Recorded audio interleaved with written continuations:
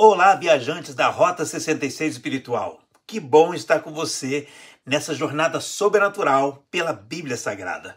E hoje eu vou falar sobre os símbolos na Bíblia. Afinal de contas, sinal e símbolo são a mesma coisa? Já já a gente vai descobrir, tá bom? Mas antes, deixa eu já te pedir, se você ainda não é inscrito no canal, por favor, se inscreva. Aperte o sininho para que você possa receber as notificações dos próximos vídeos. Por favor, querido, aperte aqui o gostei, o like, né? O famoso like, para ajudar a impulsionar o vídeo. E também envie esse link para os seus amigos. Envie agora aí, copia o link e envia nos grupos, tá bom? Vamos viajar!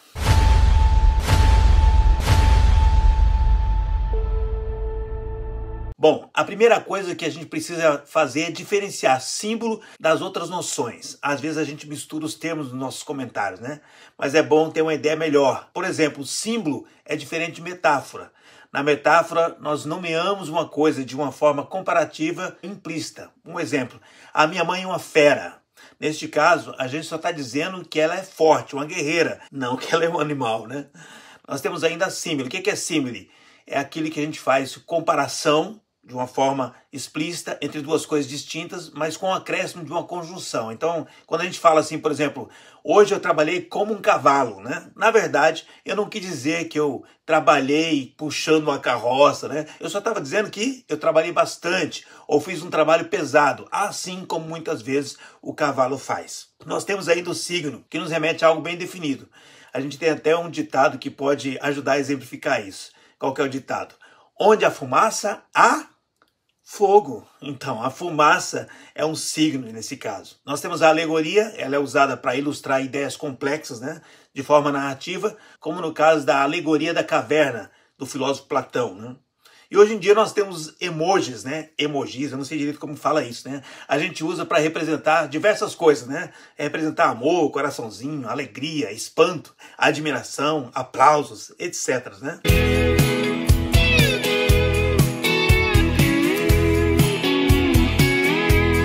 E temos ainda os sinais que nos direcionam no dia a dia, né? E que eu acho que os sinais são os que mais a gente se confunde de fato com os símbolos, né? O sinal é um indicador, um alerta, uma informação. É geralmente algo que indica ou representa outra coisa de maneira direta e objetiva.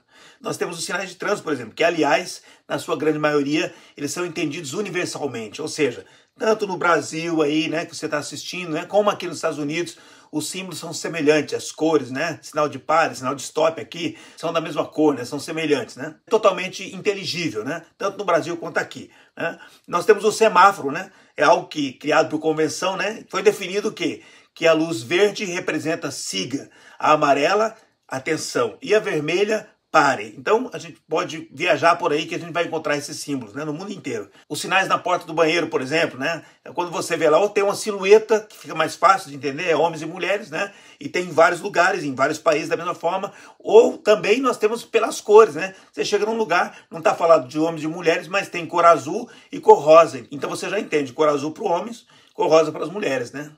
Aquela faixa de pedestre que a gente tem no trânsito, né? Eu acredito que é algo universal também, né? Eu já pesquisei na internet, vi em vários países que tem aquela zebra que fala, né? Onde as pessoas passam, né? Tem sinal do Wi-Fi, né? Que está em todo lugar, a gente reconhece, né? Então, o sinal é isso, né? O sinal é essa questão. Tem o objetivo de nos informar.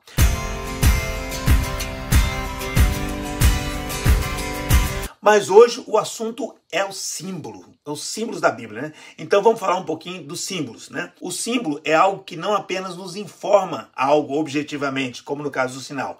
Ele nos remete a algo que o transcende, né?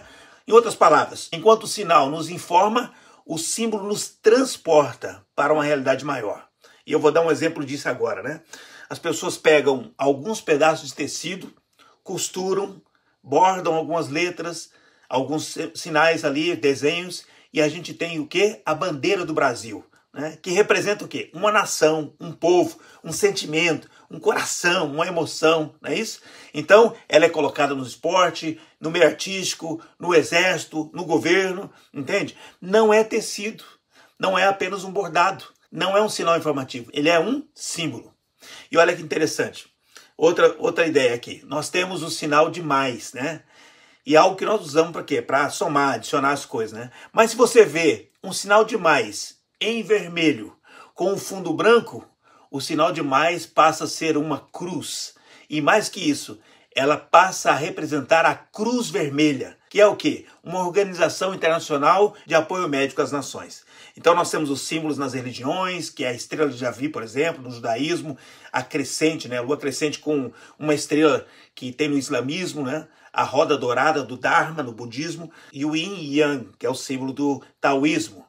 Bom, e tem muito mais, né? Eu acredito que a gente fica falando muito tempo aqui, né? Muitas horas falando de toda a simbologia que nós temos no mundo. Mas hoje eu preciso falar sobre os símbolos mais usados na Bíblia. É claro que tem muitos símbolos, querido, eu vou citar apenas aqueles que eu acredito ser mais relevantes, tá bom?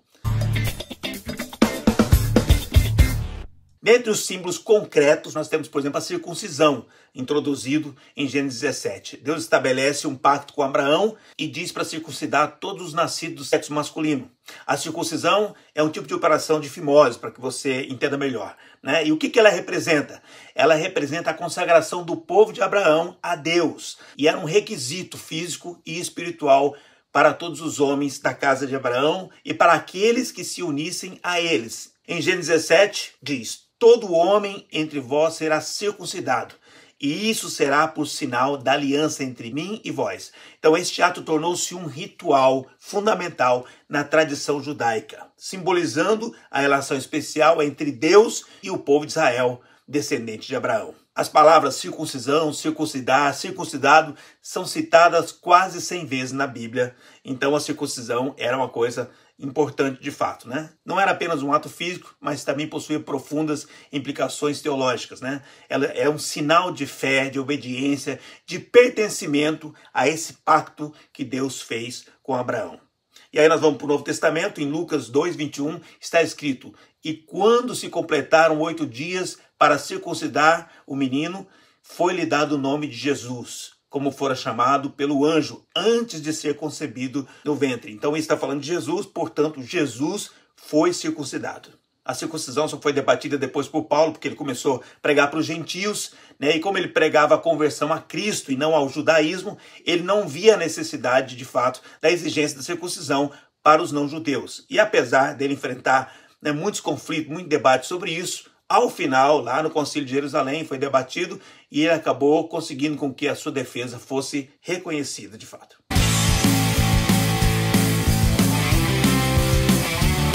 Como símbolos metafísicos ou manifestações espirituais, nós temos a escada que ligava o céu e a terra, né, no sonho de Jacó, em Gênesis 28, né, que se tornou um símbolo da resposta divina às necessidades humanas. Jesus, a respeito da oração, ele diz: o que você ligar na terra será ligado nos céus. Então aí já pensa um pouquinho nessa escada, né? Em outra passagem ele cita os anjos subindo e descendo. Então poderia ser uma alusão, né, ao evento de Jacó, mas não é algo declarado explicitamente. Tem também a luta de Jacó, né, com o anjo. Jacó segurou o anjo, agarrou o anjo, não deixou ele subir. Lembra dessa canção?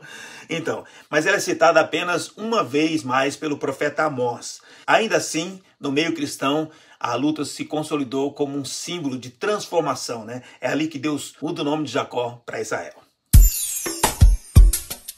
A sarça ardente foi avistada por Moisés, né, no seu primeiro encontro com Deus, né? Ela simbolizando o que? A presença eterna e a santidade de Deus. Diversos teólogos atribuem múltiplos significados a este fenômeno. Alguns entendem que a sarça simboliza o povo de Israel, que apesar da perseguição, permanece intacto, né?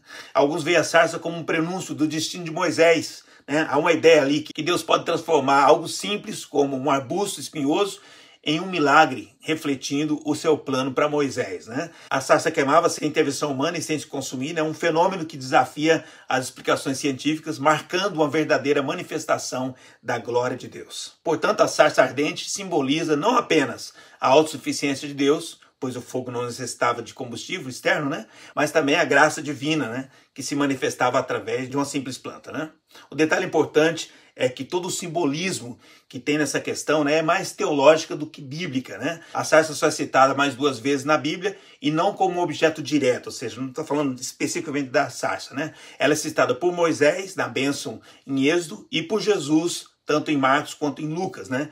E nesses textos o sujeito é Deus e a sarça é apenas um objeto. A Páscoa. Na atualidade, a Páscoa é um símbolo muito importante, tanto para os judeus quanto para os cristãos, com significados diferentes, né? No contexto judaico, a Páscoa ocorreu perto do final das 10 pragas que Deus havia liberado sobre o Egito. A última praga era a morte dos primogênitos, né? Os israelitas deveriam escolher um cordeiro sem defeito, sacrificá-lo, e eles deveriam comer a carne do cordeiro assado no fogo, acompanhado de ervas amargas e pães sem fermento, um sinal de pressa. Orientado por Deus, Moisés instrui os israelitas a marcarem as portas das suas casas, né, com o sangue do cordeiro que tinha sido sacrificado. Na 10ª praga, o anjo da morte passa por todo o Egito e todos os primogênitos morrem. Quer dizer, todos não, todos, vírgula. Todos menos os primogênitos do povo de Israel. E qual era a diferença? Na casa deles, por causa do sinal do sangue, o anjo passa sobre as casas e não dentro das casas. E aí daí que surgiu o termo Páscoa, do hebraico pechá, que significa passar por cima, ou passar sobre, né? E esse evento é um ponto crucial na história de Israel, marcando o início da sua jornada para se tornar uma nação livre sob a direção de Deus. A Páscoa foi instituída como uma celebração anual para que os israelitas se lembrassem da libertação do Egito. Para nós cristãos, no Novo Testamento, a Páscoa adquire um novo significado. Jesus Cristo, que foi denominado por João Batista como o Cordeiro de Deus que tira o pecado do mundo, é crucificado e morto em nosso lugar durante a festa judaica, a Páscoa. A última ceia de Jesus com seus discípulos foi uma refeição de Páscoa. E durante essa refeição, Jesus institui o que nós chamamos de a Santa Ceia, ou a Ceia do Senhor. Ele tomou o pão e o vinho e ofereceu como o seu corpo e o seu sangue. Então estava simbolizando o sacrifício dele por nós. Então a morte de Jesus durante a Páscoa e a subsequente ressurreição dele no domingo, né, são vistas pelos cristãos como o ponto culminante do plano divino de salvação. Então a Páscoa, no contexto de Jesus, é vista como a instituição de um novo pacto entre Deus e a humanidade, substituindo o antigo pacto, simbolizado na Páscoa judaica, né? Em 1 Coríntios, capítulo 5, Paulo escreve: Cristo, a nossa Páscoa, foi sacrificado por nós. Em Apocalipse 5, Jesus é retratado como um cordeiro, uma referência clara ao cordeiro pascual. Essas referências reforçam a interpretação de que a morte de Jesus são o cumprimento, plenitude da Páscoa. Agora eu quero te pedir, comenta aí, a Páscoa é um símbolo importante para você? Ela lembra a morte de Jesus, ovos e coelho de Páscoa? Vamos lá, faz o seu comentário agora aí.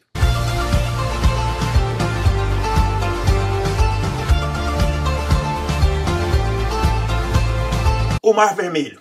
A travessia do Mar Vermelho pelos israelitas, descrita em Êxodo 14, é um dos eventos mais simbólicos, mais significativos do Antigo Testamento. Os israelitas atravessando o mar de forma segura e depois a destruição do exército egípcio, que o perseguia, é vista como um ato poderoso de salvação por Deus. Este evento é frequentemente citado em todo o Antigo Testamento como um lembrete da libertação de Israel, da escravidão e da fidelidade de Deus para com seu povo. A divisão do Mar Vermelho demonstra o poder sobrenatural de Deus e a sua soberania sobre a natureza. E você lembra que Jesus demonstrou esse poder ao acalmar a tempestade no Mar da Galileia. Além da sua menção principal em Êxodo, o Mar Vermelho é citado várias vezes na Bíblia. Isaías 43, Deus é louvado como aquele que fez um caminho através do mar. Uma referência à travessia do Mar Vermelho.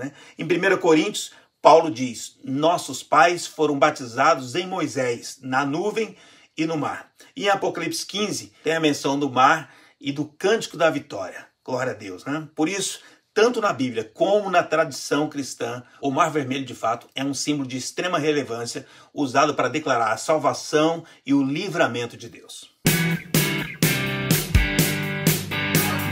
A serpente de bronze, outro símbolo, Em Números 21, durante a jornada pelo deserto, o povo de Israel reclamou contra Deus e Moisés.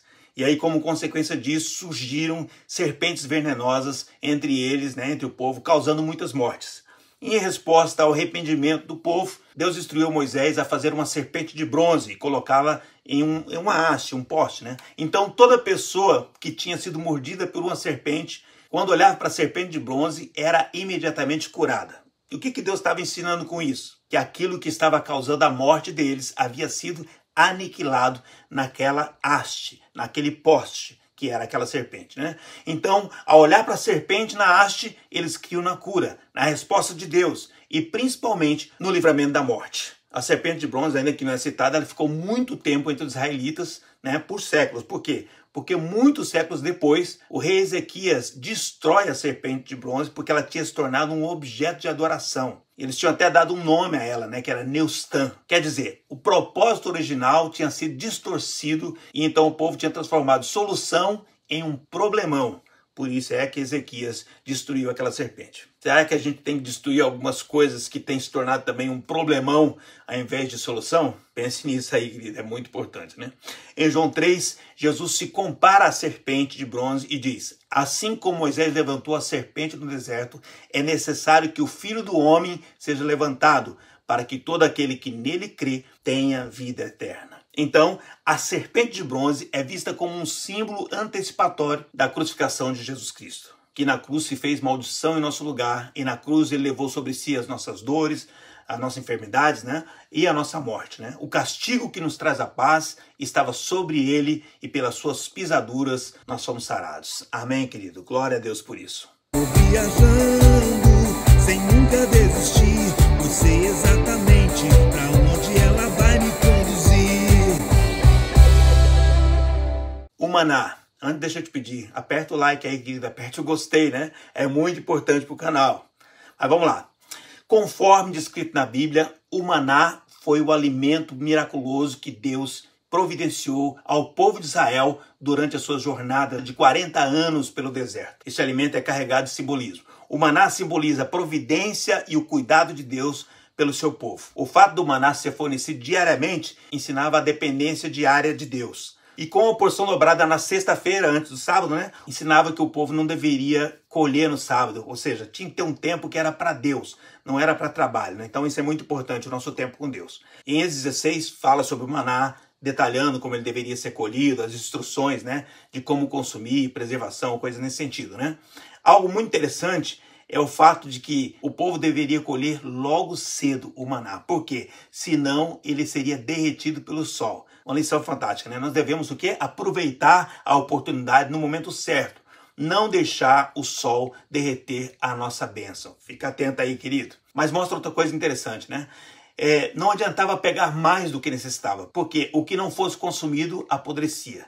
Então Deus estava ensinando que eles deviam abandonar a ganância, o medo, né, e confiar de fato no suprimento de Deus, que era diário. Em Números 11, o maná é mencionado e dessa vez sendo rejeitado. Olha que coisa maluca, né? Rejeitada por uma parcela do povo que reclamava, desejando comer as carnes do Egito. E diante do desespero de Moisés com esse problema, Deus envia as cordonizes, mas enquanto os reclamões estavam comendo, Deus enviou a praga que mata muita gente. Comida cara, hein, gente?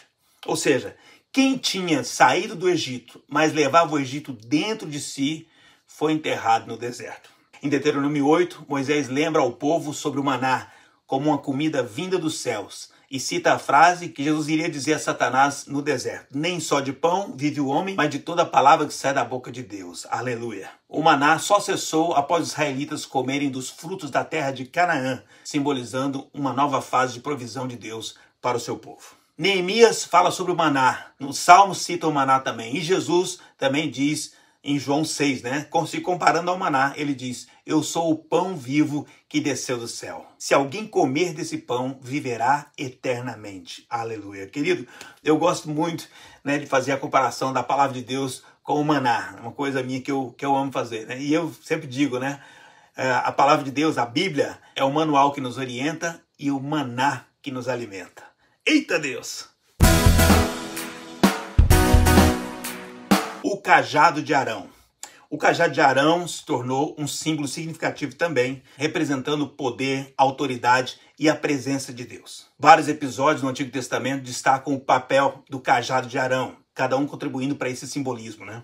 Quando Moisés e Arão confrontam o faraó, né, para libertar os israelitas, Arão lança o seu cajado diante de Faraó e ele se transforma numa serpente. E este ato demonstra, de fato, o poder divino, respaldando a liderança de Moisés e de Arão. E apesar dos magos de Faraó também realizar algo semelhante, a serpente de Arão engole as duas serpentes dos magos do Egito. Demonstrava claramente a superioridade de Deus. Durante as pragas do Egito, o cajado é usado para iniciar várias das pragas, como a transformação das águas do rio Nilo em sangue e a praga das rãs. Esses atos reforçam a ideia de que Arão e Moisés eram instrumentos do poder de Deus. Para demonstrar quem era o escolhido de Deus para o sacerdote, houve um momento em que Deus fez com que do cajado de Arão brotasse flores e amêndoas. E posteriormente, o cajado foi depositado na Arca da Aliança, demonstrando a sua importância simbólica. Este fato é mencionado também em Hebreus 9. O cajado de Arão, portanto, é um símbolo poderoso da autoridade sacerdotal e profética concedida por Deus. Ele representa a escolha divina, a liderança legítima e a presença de Deus que acompanha e capacita Arão nas suas missões.